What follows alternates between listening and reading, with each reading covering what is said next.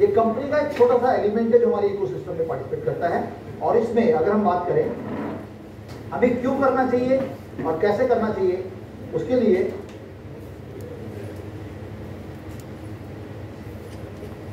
जानने की जरूरत पड़ेगी। सबसे पहले कितने टाइप के बोट है मार्केट के अंदर, अब ये आपके लिए समझना जरूरी है, ये सामने वाले को नहीं बताना। जिसके पास आप प्लान देने जा रहे हैं उसको नहीं बताना। उसको क्यों नहीं बताना? बोले अरे बाप रे इतना कुछ बताना पड़ेगा, इतना कुछ समझना पड़ेगा, तो शायद वो नेगेटिव हो जाए। लेकिन आपको समझना जरूरी है ताकि आप मानसिक तौर पे मजबूत रहें। आपको ये समझ में आया कि हमारा बोर्ड किस टाइप का है और किस टाइप का कंपटीशन में किस टाइप के बोर्ड्स मार्केट के अंदर है। आपको एक छोटा सा एग्जांपल अगर मैं दूं, एक गूंगे को जिसको बोलना नहीं आता, जो बोल नहीं सकता, उसको अपने रसगुल्ला खिला दिया और फिर उसके हाथ में माइक पकड़ा दिया, लो भैया बताओ जरा रसगुल्ला कैसा था, आप बताइए, सबको बताइए। क्या बताएगा वो? सामने वाला समझ पाएगा क्या? लेकिन मुझे ये बताइए, गूंगी को तो पता है ना रसगुल्ला कैसा है। तो आज आप आगे बताओ ना बताओ, लेकिन आपको पता होना चाहिए कि रसगुल्ला कौन सा था, कैसा था, वो स्वाद आपको मालूम होना चाहिए। आपको अपनी कंपनी के बारे में इन डेप्थ जानकारी होनी चाहिए, चाहे आप सामने वाले को बताओ ना बताओ। ठीक है, तो यहाँ पर सबसे पहले बोट, सिर्फ बोट बोलने से ही बोट नहीं होता, बोट के अलग अलग प्रकार होते हैं। तो सबसे पहला बोट होता है, इसको बोलते हैं आर्बिट्रेज बोट। किस टाइप की बोट और किस टाइप की ट्रेडिंग्स होती हैं? एक बोट होता है जो आर्बिट्रेज होता है, ये क्या करता है, एक एक्सचेंज से माल को खरीदता है और दूसरे एक्सचेंज पे बेच देता है। अगर अभी आप अलग अलग एक्सचेंजेस को खोलेंगे, बाइनेंस में देखेंगे तो बिटकॉइन का रेट चल रहा है 1,12,725 और वहीं अगर आप पॉलिटिक्स में देखेंगे तो वहां पर $500 का डिफरेंस है। ऐसा होता ही नहीं होता? तो ये आर्बिट्रेज बोट क्या होता है, एक ऐसा सॉफ्टवेयर है जो इस वाले बाइनेंस से उठा के उसको वहां बेच देगा और $500 का मुनाफा वो कर देगा। इस टाइप की एक मैकेनिज्म होता है। दूसरा बोट होता है जो होता है एल्गोरिथमिक बोट। एक ऐसा सिस्टम डिजाइन कर दिया जाता है कि अगर मैं 10 रुपए का माल खरीदूं एंड उसका वैल्यू 20, उसका वैल्यू 12 रुपए हो जाए, 14 रुपए हो जाए, तो 4 रुपए अगर बढ़े तो उसको बेच लेगा प्रॉफिट में, और अगर घाटे में जाएगा तो वो 2 रुपए के घाटे में बेच लेगा, 4 रुपए के प्रॉफिट में और 2 रुपए के घाटे में। तो कोई भी अगर इस टाइप का, मतलब इस टाइप की कोडिंग, इस टाइप की सॉफ्टवेयर, इस टाइप की प्रोग्रामिंग उसके अंदर होती है, इस टाइप के बोट एल्गोरिथम पे काम करते हैं, उस प्रोग्रामिंग के हिसाब से काम करते हैं कि मार्केट में कोई भी एक इंस्ट्रक्शन उनको दे दिया जाता है कि अगर मार्केट ऊपर जाएगी तो आपने यहाँ पर बेचना है और नीचे जाएगी तो आपने यहाँ पर बेचना है। तो प्रॉफिट को ज्यादा रखा, प्रॉफिट रखा 4, घाटा रखा तो 5 बार अगर घाटा हिट होगा तो 20 बार प्रॉफिट हिट हो सकता है। ये इन एनी केस अगर होता है किसी भी टाइम 80% भी अगर आपके घाटे वाला सिनेरियो हिट होता है तो भी बोट प्रॉफिट बनाने की पोजीशन पे होता है। नेक्स्ट अगला होता है सर ट्रेडिंग बोट। ये बोट क्या करते हैं, मार्केट के ट्रेंड को देखते हैं एंड कौन सा करेंसी, कौन सा क्रिप्टो ट्रेंड में है जिसकी बाइंग ज्यादा आ रही है, उस ट्रेंड को फॉलो करके ट्रेडिंग करना है। तो बहुत ज्यादा डिटेल में जाने की जरूरत नहीं है। इस टाइप 3 टाइप के बोर्ड होते हैं और इन बोर्ड्स के अंदर कैसे ये काम करते हैं, ये रियल टाइम मार्केट एनालिसिस करता है, मार्केट को देखेगा वहां पर क्या मूवमेंट हो रहा है उसके हिसाब से काम करेगा। दूसरा, ये ऑटोमेटेड एग्जीक्यूशन करता है, इसमें बैठने की जरूरत नहीं है, सॉफ्टवेयर है, आपने सॉफ्टवेयर लगा दिया ट्रेडिंग में, वो ट्रेडिंग अपने आप ऑटोमेटिक कर रहा है। नेक्स्ट, कस्टमाइजेबल स्ट्रेटजीज होती हैं, कोई भी अगर नीतियों में बदलाव करना है तो बदलाव किया जा सकता है डेवलपर के द्वारा। बात समझ में आ रही? एक आदमी ने बोला, वो भी कहीं पीछे से बोला, अरे बात समझ में आ रही है? बात समझो, आप इस प्रोफेशन के अंदर आ गए हो, जब कई बार कोई भीमसेन मिल जाएगा ना मार्केट में और वो बोलेगा तुम्हारा बोर्ड और हमारा बोर्ड एक जैसा है, तब आप डिफरेंशिएट कर पाएंगे। आप बोलेंगे कि आप मुझे बताइए आपका बोर्ड का काइंड ऑफ बोर्ड क्या है, किस प्रकार की उसकी मैकेनिज्म है, किस तरीके से वो काम करता है, और फिर वो बगले झांकने लग जाएगा। और जहां पर मतलब आपने ये क्वेश्चन पूछा कि आपके बोर्ड का वे ऑफ वर्किंग क्या है, तो 99.9999% लोगों को मालूम ही नहीं कि बोर्ड कैसे करता है। तो आपको पता होना चाहिए इस टाइप के बोर्ड से किस टाइप के बोर्ड काम करते हैं। नाउ ये रिस्क मैनेजमेंट टूल्स के साथ काम करता है, हिस्टोरिकल डेटा पे काम करता है, ये हम रोज ही बताते हैं वैसे, और ये एआई से इंटीग्रेटेड होता है, आर्टिफिशियल इंटेलिजेंस पे बेस्ड होता है। ठीक है, नेक्स्ट करते हैं। अब रियल टाइम मार्केट में काम करता है, ऑटोमेट करता है, ऑटोमेटिक एक्सक्यूशन करता है, स्ट्रेटजीज को बदला जा सकता है, उसको कस्टमाइज किया जा सकता है, और रिस्क मैनेजमेंट टूल्स के साथ काम करता है। Profit and losses, take profit and stop losses के कुछ अपनी स्ट्रेटजीज होती है, एंड एआई से इंटीग्रेटेड होता है। आगे बढ़े। नाउ ये जो बोट है ये कहाँ कहाँ पर एप्लीकेबल है, कहाँ कहाँ पर काम करते हैं, किधर किधर ये काम करते हैं। तो यहाँ पर इंडस्ट्रीज हैं जिन पे ये बोट काम करते हैं, crypto industry, forex industry, commodities and equity. और ये वो इंडस्ट्रीज हैं जहां पर इन बोर्ड्स को एक्सक्यूशन में लिया जाता है। तो अगर आप किसी व्यक्ति से पूछे कि आप जब मार्केट में जब आप ये बोलते हैं सर हम मार्केट में गए थे और एक आदमी हमको मिला वो 30% दे रहा है, ऐसा है कि नहीं? ये सवाल आप उनसे पूछिए कि कौन सा इंडस्ट्री में उनका बोर्ड ट्रेड करता है, वो बोलेंगे फॉरेक्स में। और अगर फॉरेक्स में डंप आ गया, स्लंप आ गया तो कैसे सर्वाइव करेंगे? तो उनके पास शायद आंसर ना हो।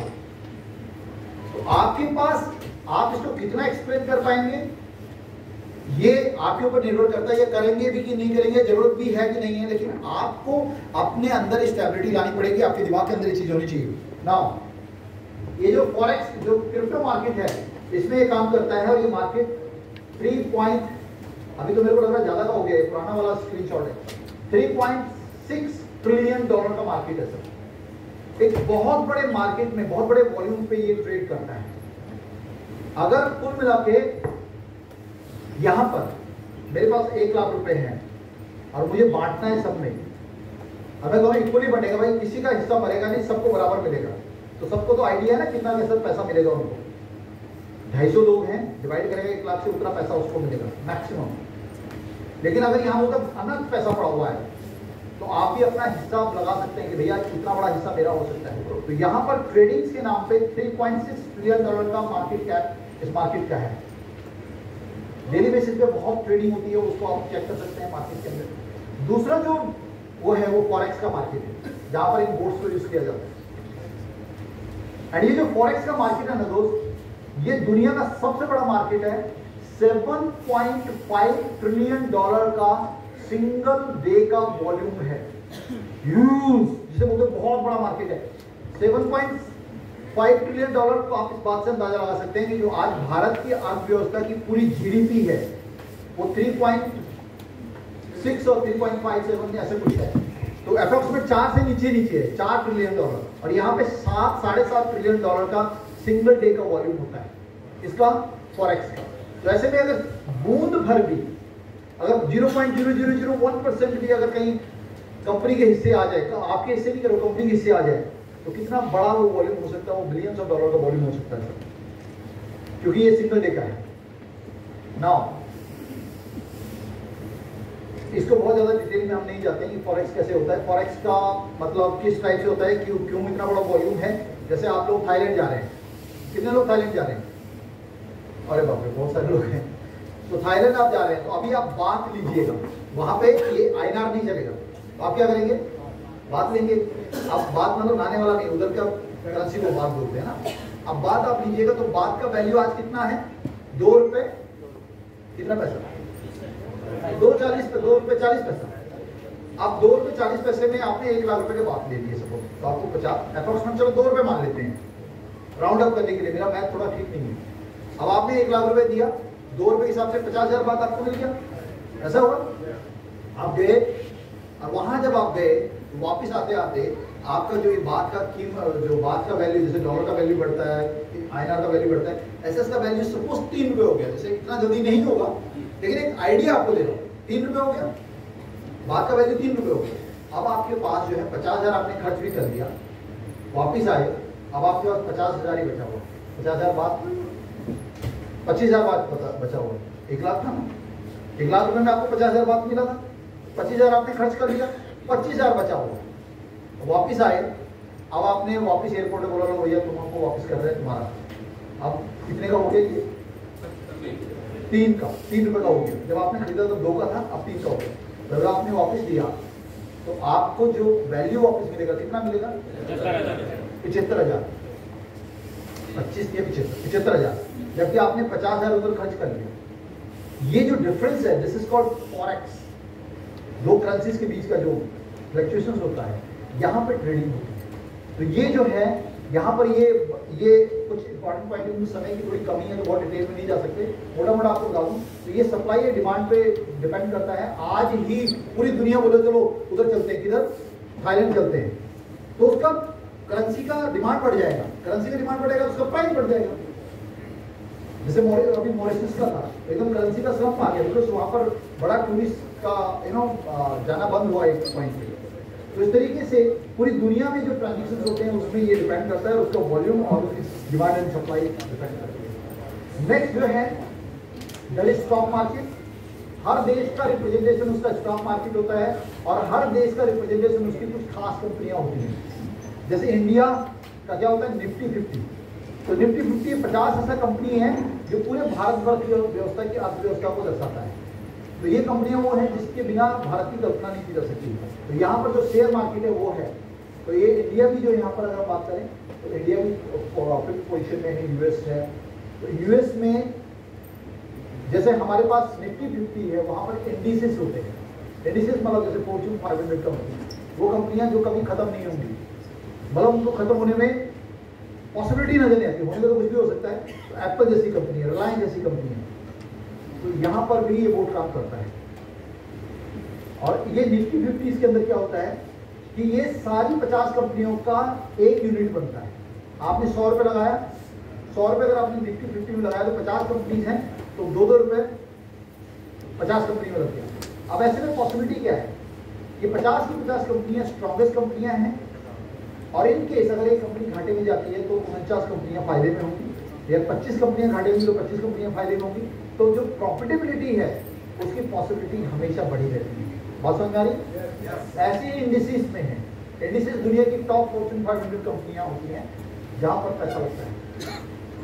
ये डिटेल सब्जेक्ट है। ये कंपनियां हैं 2025 की जो हमारी मेन कंपनियां हैं, 50 कंपनियां भारत में। अब इसी टाइप से एक और मार्केट होता है जिसको हम कमोडिटी मार्केट बोलते हैं, जिसके अंदर मेटल होता है, धातु होती हैं और खनिज पदार्थ, ये सारी चीजें होती हैं। यहाँ पर भी एक बड़ा जैसे क्रूड ऑयल, कच्चा तेल और ये एमसेक्स का भी अगर आप टर्नओवर देखें तो ये भी $1.8 ट्रिलियन का टर्नओवर है इंडिया का। तो इससे आप अंदाजा लगा सकते हैं ह्यूज मार्केट है। लेकिन बावजूद इसके इस मार्केट के अंदर जो ट्रेडिंग होती है उसमें 90% ट्रेडर्स होते हैं जो अपना घाटा कर जाते हैं, वो अपना उनको नुकसान हुआ है। अभी तक का डेटा ये बोलता है। उसका कारण क्या है कि जब मार्केट फेवर में जारी होती है तो आपके सेंटिमेंट्स होते हैं। मान लो 10 रुपए की चीज 11 की हुई, आप बोलो यार 11 अभी बेचो मत, 12 का हो गया अभी बेचो मत, 13 का हो गया अभी बेचो मत, और ऊपर ही जा रहा है। तो एक पॉइंट ऐसा आता है जब 15 का हो गया और आप बोलते बेचो मत, और आपको झपकी लगा, थोड़ी देर सो गए, अब पता चला मार्केट आ गया 10 से नीचे। अब 10 से नीचे आया तो बोला नहीं, अब अपने आप को 15 समझने लग गया था। वो 10 रुपये उसका लगा हुआ है, लेकिन एक बार 15 देख लिया तो बेचेगा नहीं। अब 10 पे नहीं बेचेगा, फिर 8 पे आएगा, बोला अब तो नहीं बेचेगा, तो 2 रुपए घटा हो गया। और धीरे धीरे धीरे एक पॉइंट ऐसा आएगा जब वो बोलता है आप क्या बेचना छोड़ो, ऐसा होता है। तो वो इमोशंस जो होते हैं वो ह्यूमंस के अंदर होते हैं। तो उस इमोशन की वजह से ये बड़ा एक चैलेंज होता है। तो ये इमोशंस की बात हम यहाँ पे नहीं करेंगे, बट ये जो सॉफ्टवेयर होते हैं ना, इनके अंदर इमोशंस नहीं होते, लेकिन इनकी अपनी लिमिटेशन होती है। बोर्ड का अपना लिमिटेशन है। क्या लिमिटेशन है? इनके पास हार्डवेयर इशू आ सकता है, कभी सॉफ्टवेयर का इशू आ सकता है। इनके ऊपर हिस्टोरिकल डेटा पे काम करते हैं कि ऐसा हुआ था, पिछले 10 सालों में मार्केट ऐसे मूव किया था, ये चार्ट बनने पे मार्केट का सेंटीमेंट कैसा बना था। तो ये हिस्टोरिकल डेटा पे बात करते हैं। और जब हिस्टोरिकल डेटा पे बात करते हैं कुछ चीज ऐसी होती है जो हिस्ट्री में हुई नहीं। जैसे यूक्रेन रशिया का हो गया, इसका यूक्रेन और रशिया यूक्रेन ना, तो वो वार हो गया, तो उसका इम्पैक्ट मार्केट पे पड़ा होगा, ऑब्वियस है, लोकल मार्केट पे पड़ा होगा, इधर भी मार्केट पे पड़ा। ये चीजें हिस्टोरिकल डेटा में थी नहीं, तो उसका एनालाइज नहीं करेगा। तो यहाँ पर हिस्टोरिकल डेटा। दूसरा, इनमें कोई कॉमन सेंस नहीं होती, ह्यूमन जजमेंट नहीं होता। और सबसे बड़ी लिमिटेशन ये होती है कि ये कॉमन सेंस नहीं होने के साथ साथ ये जो इवेंट्स होते हैं जिनको जियो पॉलिटिक्स इवेंट्स बोलते हैं, दो देशों के बीच में युद्ध की खबरें, दो देशों के बीच में संधि की खबरें, दो बड़े बड़े कॉर्पोरेट का कोलैबोरेशन, वो मार्केट को इम्पैक्ट करता है, उसको कुछ पता ही नहीं चलता। ये मार्केट में बेचने के लिए जा रहा है, मान लो रिलायंस का शेयर बेचने के लिए निकाल दिया उसने, उधर पता चला कि रिलायंस ने 10 कंपनियों को टेक ओवर कर लिया और उसके ग्रोथ हो रही है, बेचता चला जाएगा उसको, बिकॉज इसने प्रीवियस डेटा के हिसाब से शेयर पे लगा दिया। तो यहाँ पर ये क्या करता है, ये बड़ा चैलेंज रहता है इस टाइप के बोर्ड के अंदर। अब जितने भी बोर्ड मार्केट के अंदर, ये इंपॉर्टेंट पॉइंट है, थोड़ा ध्यान से सुनिएगा। हेलो, थोड़ा ध्यान से सुनिए।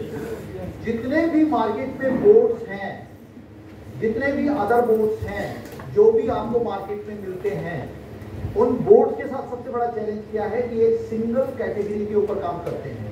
या तो फॉरेक्स का बोर्ड होगा, या कमोडिटी का होगा, या इक्विटी का होगा, या फिर क्रिप्टो का बोर्ड होगा। समझ में आ रहा है? दूसरा, ये जब एक ही कैटेगरी में करते हैं तो ये इसको रिस्की बना देते हैं। मान लो पिछले लंबी ड्यूरेशन में मार्केट जो है बुल रन नहीं आया क्रिप्टो के अंदर और आपका सौदा लगा हुआ है तो फंस गया, अगर आप किसी एक मार्केट के ऊपर डिपेंड हैं। तो यहाँ पर ये जितने भी बोर्ड मार्केट के अंदर हैं, अगर आप पता करेंगे, आपको जो बोलते हैं ना 30% हम लोग देते हैं, 15% हम लोग देते हैं, आप लोग बोलिए आपका बोर्ड का प्रकार कौन सा है और किस मार्केट में कनेक्टेड है, किस मार्केट में वो काम करता है, तो आपको पता चलेगा वो किस पे है, क्रिप्टो पे है। तो पिछले लंबे टाइम से अगर क्रिप्टो मार्केट डाउन है तो आपके प्रॉफिट भी प्रॉफिट भी कम ही रहेंगे या डाउन होंगे। तो अगर एक बोर्ड किसी एक मार्केट के ऊपर डिपेंड करता है तो वहां पर पॉसिबिलिटीज घाटे की संभावनाएं बनी रहती हैं।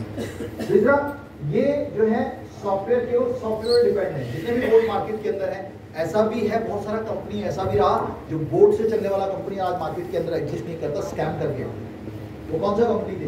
वो कंपनी थे जो केवल और केवल उस बोर्ड के ऊपर ही डिपेंड करते थे, उनके पास कोई दूसरा चॉइस नहीं था। इधर जो उसमें एक बार प्रोग्रामिंग दे दिया उसी के हिसाब से काम करेगा। लेकिन हमारे पास जो बोर्ड है, जो प्रोबोटेक्स है, ये क्या है? ये थ्योरी पे काम करता है, इसको बोलते हैं मल्टीपल एसेट क्लास, इसको बोलते हैं mac theory. Multiple asset class में, मल्टीपल एसेट क्लास का मतलब ये सारी मार्केट्स पे काम कर रहा है, ये फॉरेक्स में भी काम कर रहा है, क्रिप्टो में भी काम कर रहा है, कमोडिटी लिक्विडिटी इंडिसेस के अंदर भी काम कर रहा है। तो यहाँ पर मल्टीपल एसेट क्लास के ऊपर एलोकेटेड होता है जो टोटल फंड होता है कंपनी का। बात समझ में आ रही है? yes. अरे भैया, इसमें कोई रॉकेट साइंस नहीं है। मैंने 100 रुपए लगाए, मैंने एक कंपनी को 100 रुपए दिए। सब सुनना जरा एक बार, मुझे पता है ये थोड़ा टेक्निकल और बोरिंग हो जाता है। मैंने 100 रुपए इन्वेस्ट किया किसी कंपनी के अंदर, उस कंपनी ने क्या किया, उसको फॉरेक्स में डाल दिया और फॉरेक्स का मार्केट स्लम्प हो गया, डाउन हो गया, तो वो पैसा वहां फंस गया।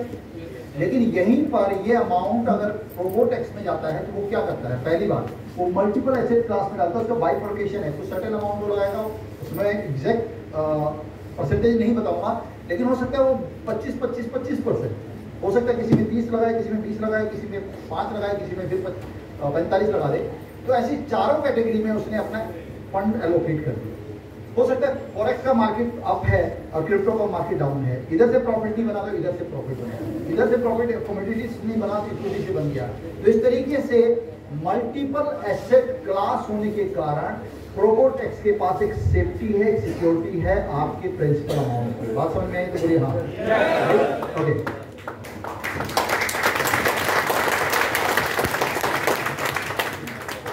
दूसरा इंपॉर्टेंट पॉइंट, जितने भी बोर्ड मार्केट के अंदर हैं वो केवल और केवल सॉफ्टवेयर डिपेंडेंट बोर्ड हैं। यहाँ पर क्लियोस एकेडमी का ह्यूमन इंटरफेरेंस रहता है। हमेशा आपके पास आपके जो स्ट्रेटजीज हैं वो सॉफ्टवेयर का काम कर ही रहा है। हमेशा एक मैनुअल मार्केटिंग जो मैनुअल एक्सपर्ट टीम है वो उसको मॉनिटर कर रही है। अब कुछ ऐसी बात हुई जो आज ही खबर आई कि भैया दो देशों के बीच में कुछ युद्ध की खबर आई जो मार्केट में इम्पैक्ट करेगी, तो ये क्या करेंगे? सॉफ्टवेयर के ऊपर डिपेंड नहीं है, ये मैनुअली इस पर चेंजेस करेंगे और उसका फायदा उठा लेंगे, अपनी स्ट्रेटेजीज को रिवर्स कर सकते हैं। बात समझ में आ रही है? तो हमारे दो मेजर बेनिफिट्स हैं। पहला बेनिफिट, मल्टीपल एसेट क्लास में ये ट्रेडिंग हो रही है एंड ये आपके पैसे को सिक्योर करती है। दूसरा, यहाँ पर केवल सॉफ्टवेयर की डिपेंडेंसी नहीं है, ह्यूमन टीम टीवीएस एकेडमी की हमेशा मॉनिटर कर रही है। कोई सॉफ्टवेयर का इशू हुआ, कोई इस टाइप के बड़े परिवर्तन आए रियल लाइफ मार्केट में, तो हमारी टीम उसमें तुरंत अल्ट्रेसिस करती है। तो इस वजह से इन दो कारणों से ये सेफेस्ट इन्वेस्टमेंट है, safest way of making money है। ठीक है जी। नाउ ये विन विन सिचुएशन, आपको मालूम है कि आपके पास दो ऑप्शन है, एक अप टू 5% का ऑप्शन है। इस अप टू 5% में आप स्लॉट ले सकते हैं सब्सक्राइब करके, एंड वेल्थ 25 का एक ऑप्शन है जहाँ पे आपको फ्लैट कितना मिलता है, 8% मिलता है। बताने की जरूरत तो नहीं है ना यहाँ पे।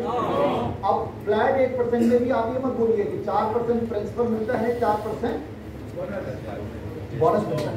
No, including principal. आपकी शब्दावली क्या होनी चाहिए, इंक्लूडिंग प्रिंसिपल। कई बार ऐसा हो सकता है कि 6% आपका इंटरेस्ट है एंड 2% आपका प्रिंसिपल है, लेकिन ओवरऑल आपको एंड ऑफ जाते जाते आपका 2x हो जाएगा। जो लोग इस्लामिक थ्योरी को मानते हैं, मुस्लिम लोग हैं, वो उनके लिए हलाल और हराम का एक बड़ा चैलेंज होता है। तो इन 8% फ्लैट मिलने के बावजूद भी हलाल और हराम नहीं है, बिकॉज आज की वेरिएबिलिटी है। इसी बार आपका प्रिंसिपल अधिक दे दिया, 4% प्रिंसिपल दे दिया, 5% प्रिंसिपल दे दिया, 3% आपका इंटरेस्ट दे दिया। कई बार 5% इंटरेस्ट दे दिया और 3% आपका प्रिंसिपल दे दिया। समझ आ रहा है? तो इस तरीके से ये वेरिएबिलिटी हमेशा बनी रहती है, और यहाँ पर विन विन सिचुएशन है, दोनों चॉइसेस आपके पास। तो एक जबरदस्त क्लैपिंग आपके लिए बनती है।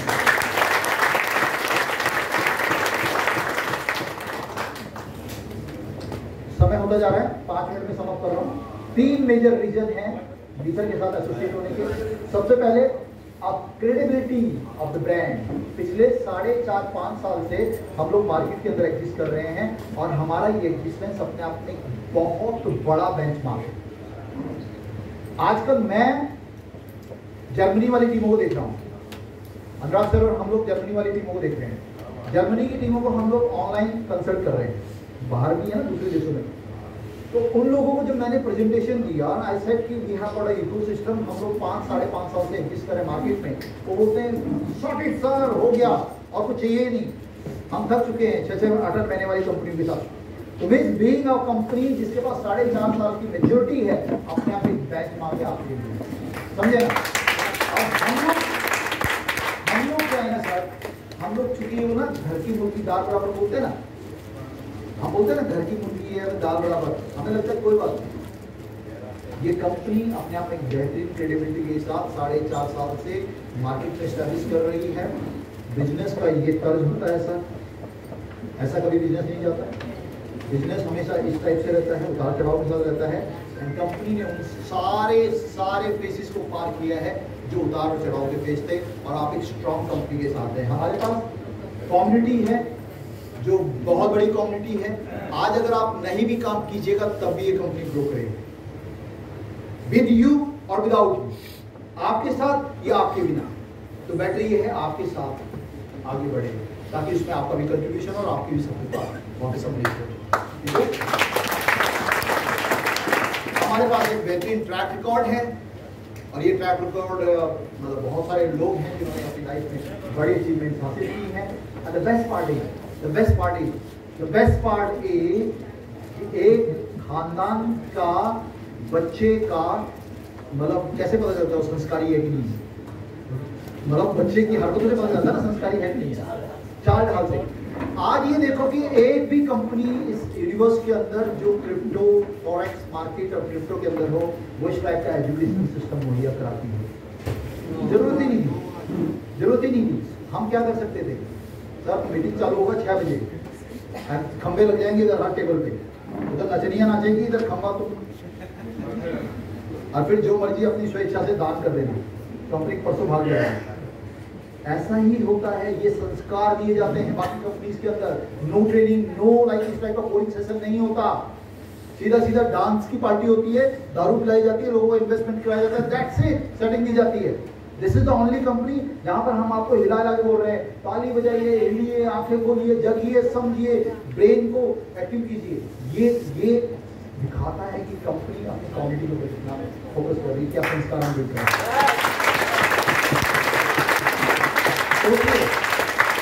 मैं